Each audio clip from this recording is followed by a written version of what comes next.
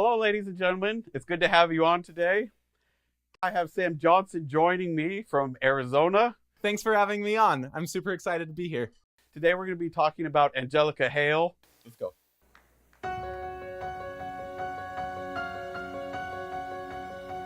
Like a small boat on the ocean, sending big waves into motion. Like how a single word can make a heart open. It's kind of breathy, but it's a consistent amount of air. But I can make it explode. Not pushing anything yet. Really speech-like. And all those things I didn't say, wrecking balls inside my brain. I will scream them out tonight. Can you hear my voice this time? This is my fight song. Take back my life song. Prove I'm alright song. Oh man, they are on their feet. I was turned on, starting right now. I'll be strong. I'll play my fight song, and I don't really care if nobody else believes, 'cause I still got a lot of fight left in me.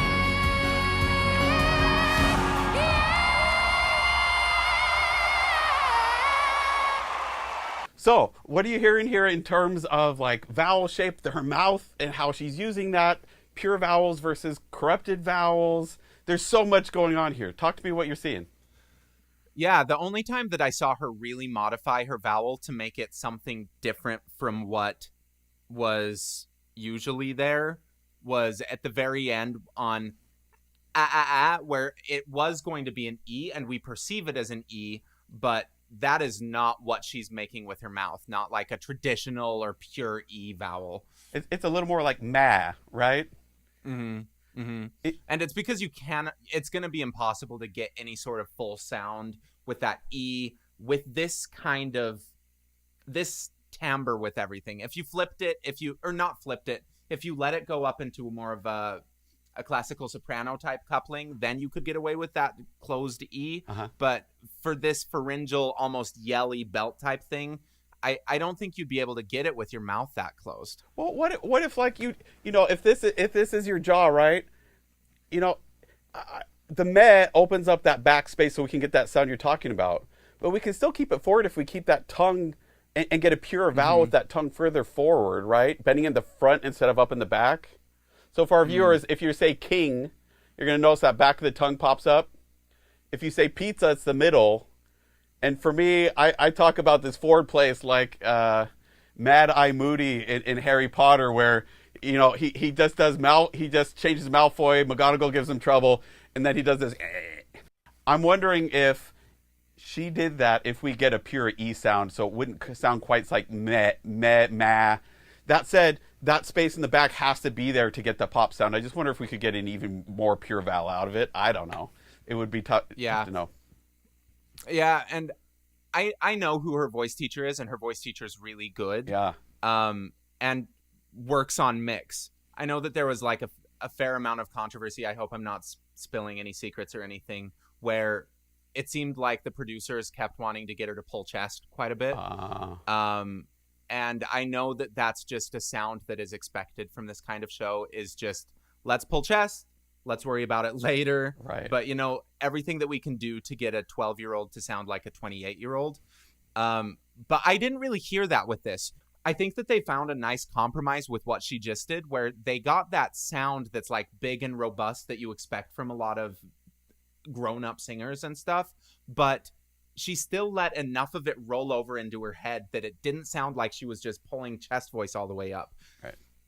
Yeah. And it was really interesting when I heard the very beginning when she was singing, I heard this breathy tone. I was like, there's this argument for younger kids that breathy tone is probably just a development thing, that the vocal folds haven't grown up together. But then we get this real clarity. And to me, it's like she's using what I like to call her playground voice, right? She's just getting that sound out there. She's not trying to manufacture and make this strange sound. She's just using this and getting the sound out there without trying to hold on to it or make anything strange with it. And it creates a very exciting, beautiful sound. And what's interesting, just because of her age, is when she went up to the C sharp, it didn't sound high at all. Both because of her age and because she's singing well and she's worked really hard since she's like 5 on this. None of this comes just naturally. She's worked really, really hard on all of this. But it doesn't sound the same as someone who would have a bigger instrument just from being a bigger person would sound. Right. And it just, everything just is kind of in a different place because she's not fully developed at this point. Right.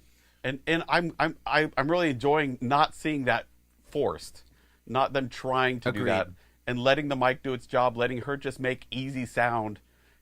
And my argument is, if you make easy sound, it's going to be beautiful.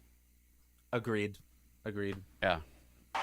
Like a small boat on the ocean, sending big waves That's cool. into motion.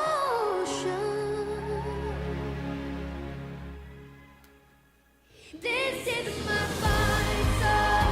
Take back my life song. Prove I'm alright song.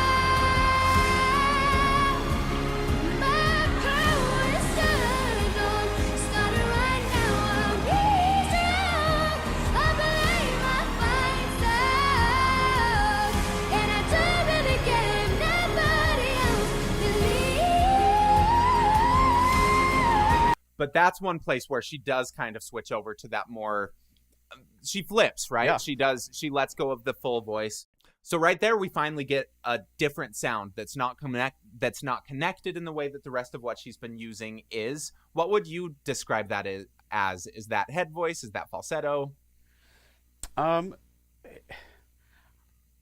you know, I'm not a big fan of describing registers, and that's not my favorite way of approaching it, because I think it makes us feel like we have to make these distinct things rather than just singing in a really balanced style that lets our voice adjust, whether it's using the muscles and ligaments and how they need to stretch and move.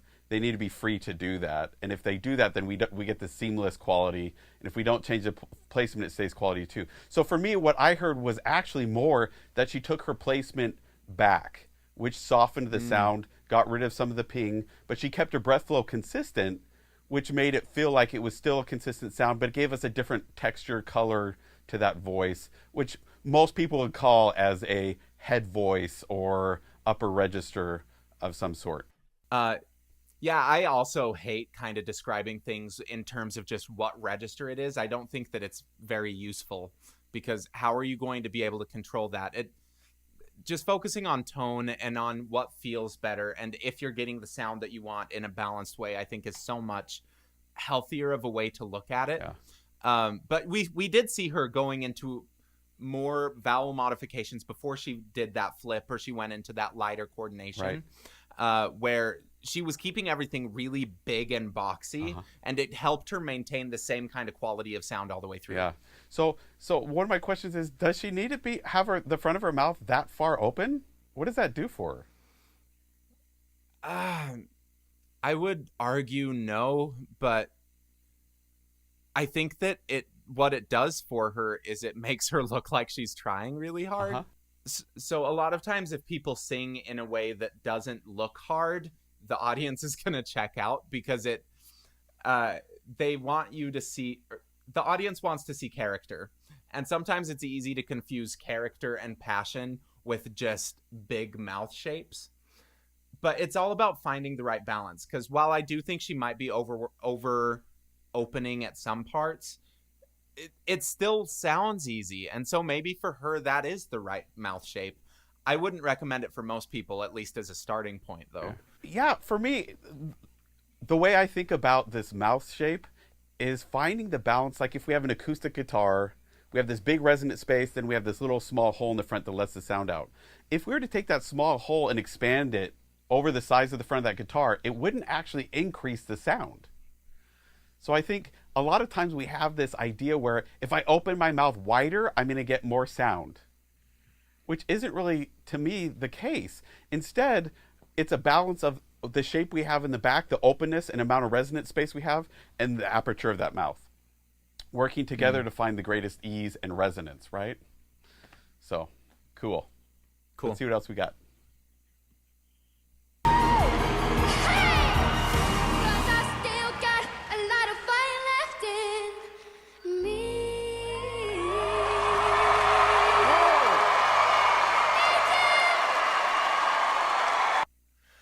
she's even just in her spoken voice, you can hear like some of that breathiness. So I don't know if it is that developmental thing that's happening, and a lot of times that is kind of the case.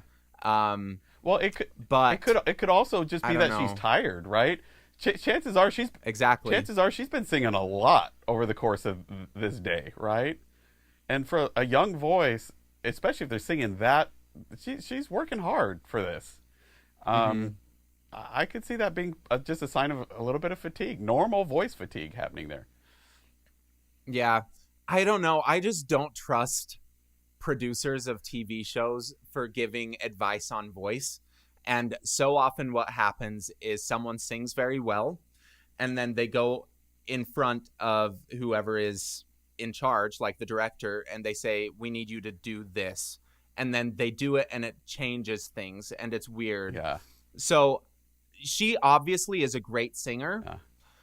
Obviously, that she's able to get through all of this while it looks like she's working as hard as she is, and with how tired she probably is, and just everything about it makes me feel like she's just been told to work harder than she actually needs to. Because I know that her teacher doesn't want her to work that hard, and like is all about that clean, clear sound. Yeah.